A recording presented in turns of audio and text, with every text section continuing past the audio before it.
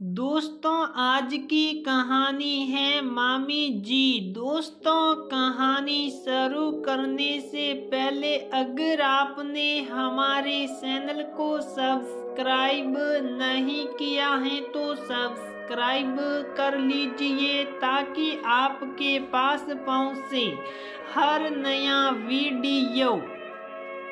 दोस्तों मेरा नाम रमेश है। मैं अभी 32 साल का हूँ। मैं 32 साल का होने के बाद भी कुछ काम धाम नहीं करता था और घर में खाली बैठा रहता था। हमारे घर में वैसे तो धन की कोई कमी नहीं है, पर तब भी कमाई का साधन तो होना ही चाहिए। इसलिए मम्मी पापा ने परेशान होकर मुझे मामा के पास भेजने की योजना बनाई।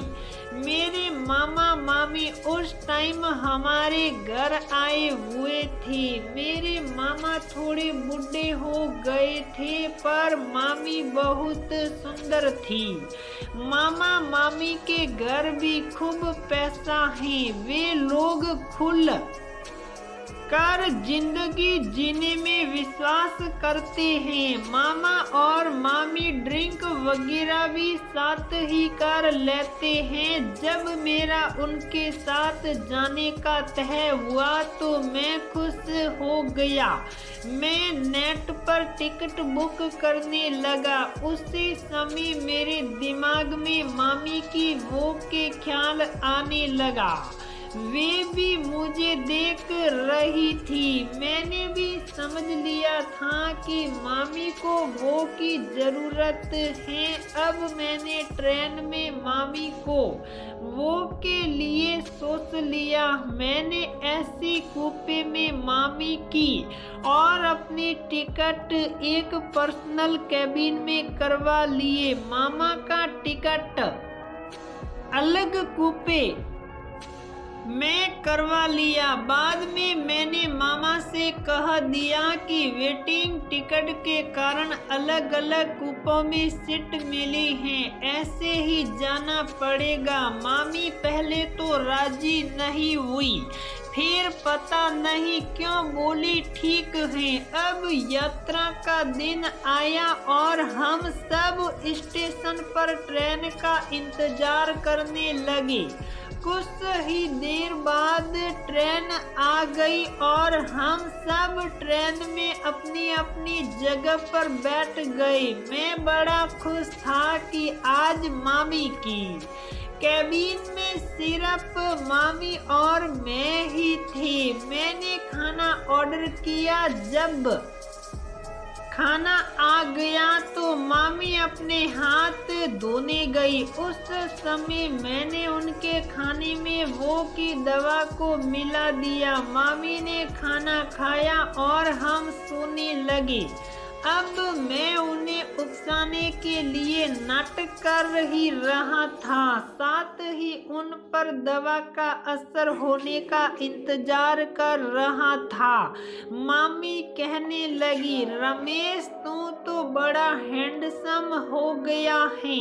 मैंने कहा थैंक्स मामी, आप भी कम सुंदर नहीं हो। मामा जी के तो भाग खुल गए जो उन्हें आपके जैसे हॉट पत्नी मिली। वे अपने लिए हॉट शब्द सुनकर खुश हो गई और कहने लगी, धन्यवाद रमेश, जो तुमने मुझे खूबसूरत कहा, पर तुम्हारे मामा जी को मेरी कुछ कदर ही नहीं है। मैंने बरमुंडा पहनते हुए कहा, अरे ये क्या बात कर रही हैं आप। वे कहने लगी, हाँ रमेश, तेरे मामा जी अब बूढ़े हो गए हैं ना, तो वे मेरा सही से ख्याल नहीं रख पाते हैं। मैं मन में सोचने लगा कि अरे वाह मामी जी, आप तो खुद ही मेरे वो के लिए मसल रही हैं। चलो अब अच्छा है। मैं लेट गया और मैंने आंखें बंद कर ली। थोड़ी ही देर बाद वो की दवा काम करने लगी। मामी को बेचैनी होने लगी। वे मेरी तरफ देख रही थी। फिर कुछ देर बाद वे मेरे करीब आ गई।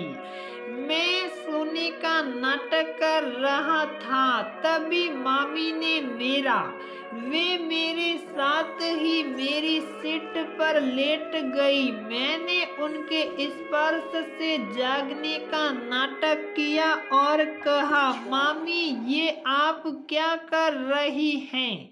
ये गलत है।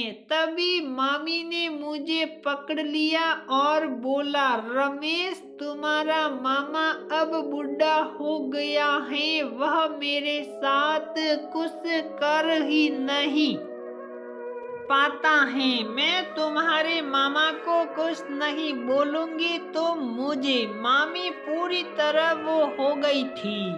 फिर मैं मामी की मैंने उस रात मामी को 4 बार।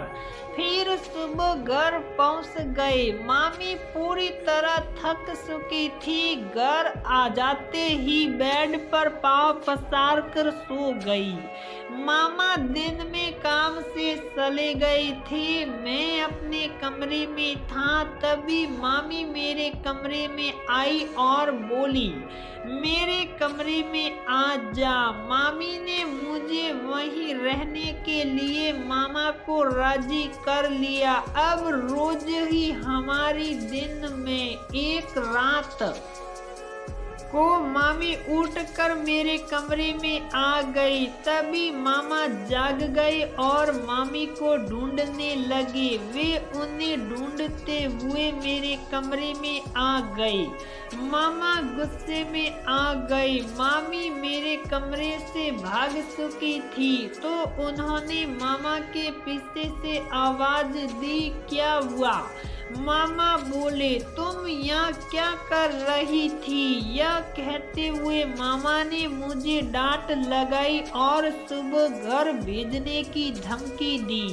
इससे मामी टेंशन में आ गई कि यदि मैं चला जाऊंगा तो उनका खेल कैसे हो पाएगा। मामी ने मामा को राजी करने के लिए रात को मैंने उनका वीडियो बना लिया। सुबह होते ही मामा ने मामी की बात नहीं मानते हुए मुझे जाने को बोला। मैंने मामा को उनकी रात की वीडियो दिखाकर यहीं रुकने के लिए मजबूर कर लिया। मामा गुस्सा तो थे पर वे मजबूर हो गए थे।